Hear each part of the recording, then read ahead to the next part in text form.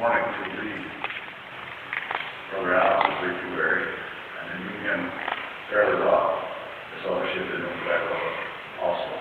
But reading this is quite a story. Allen Matthews was born March 16, 1930 in Port Angeles, Washington.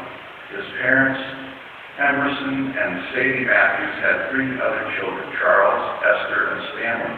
Allen was born 10 years after Stanley, and by the time he was 7 years old, his older siblings were all gone from home. So he grew up basically as an only child. His thoughts of childhood were laced with memories of firm discipline and love he felt even when he was being disciplined. He remembered the special efforts his parents made to make him feel loved and respected.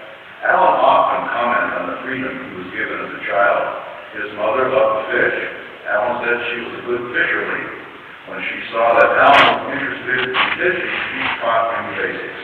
By the time he was in grade school, she let him go fishing on Peabody Creek anytime he wanted. His fishing buddy was his dog Rags, who would rather run after squirrels. They were good buddies until Rags had a tragic end when Allen was about 12 years old. With his buddy gone, Allen began to pal with some fellows who were interested in mischief. He got into trouble a few times simply because he was present when his companions were doing things that were on the edge. During this time, Allen's father did what he could to help his son learn the dangers of his poor choices. He was firm but patient as he tried to help Allen learn to make wiser decisions. One interesting story Allen told illustrated how he learned principles by life, rather than just by being told. When he was in grade school, his job was to keep the wood box supplied. The cooking stove provided heat to cook and to heat water. The wood-burning heater provided heat for the whole house. It was Allen's job to keep the wood boxes filled. Every evening after school, he made sure the boxes were well stocked with firewood and kindling. On Saturday, he had to put in a double supply because there was no wood cutting on Sunday, the Lord's Day. Through the rest of his life, he had a deep respect for the Lord's Day. His father, Emerson Matthews, was a preacher. He expected Allen to be in church every time his mom and dad were there. Allen hated to go to church. He sat way in the back and slipped out as soon as he could at the end of the services. One Friday night, early in 1944, he went to church even though he didn't have to go. He sat in his usual place, ready to slip out after the service ended, but there was something different about that night. He never could say why it was different. He later testified, "That night I felt like God was talking directly to me." He felt impressed that he was heading in the wrong direction, and if he really wanted to be happy, he needed God in his life. To his own amazement, at the end of the service, he walked forward to the place of prayer and surrendered his life to the Lord. He said, "I figured that if I was going to call myself a Christian, I was going to give it all I had." He surrendered the whole self to God. What a dramatic change.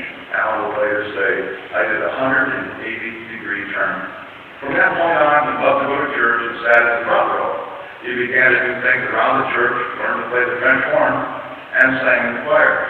His whole life was changed. He found new friends who also wanted to know God, and he never got into any kind of trouble after that. He was industrious, even as a teenager. He started working for the Port Angeles Daily News as a carrier. After he bought his first car at age 16, he got a motor route delivering papers. In 1951, he was inducted into the Army. After 2 years, he returned to the paper and eventually became the circulation manager. Allen was a man of action. If he perceived the thing to be right, he did it wholeheartedly. That included the matter of getting married. In August of 1966, he met a young lady named Connie. She was from Medford, Oregon, and he heard she was pretty special. He flew his airplane to Vancouver, Washington, near where she was living at the time. On their first date, he knew that this was the girl he wanted to spend the rest of his life with. At first, Connie resisted, but Allen persisted with roses and other special things and on her heart. They were married 3 months later, on Connie's 20th birthday. They first lived in the cabin at Lake Dawn, which Allen inherited from his parents. This was a special time in their lives.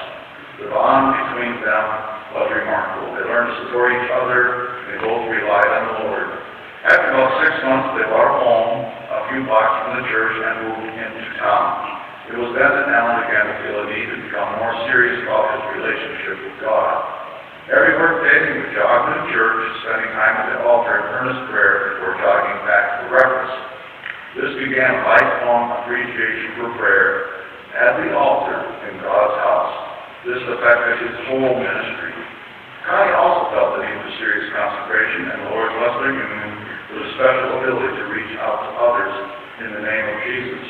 They did missionary work among the native people near Fort Alberni on Vancouver Island, British Columbia. They applied for missionary status but learned that such visas were not granted to people over 40 years of age. Alan had passed his 40th birthday, but God had another plan. In 1974, they got a call from Brother Carter asking them to pastor in Fort Smith, Arkansas. They said yes. Then after they hung up, they looked at each other and said, "Where is Fort Smith, Arkansas?"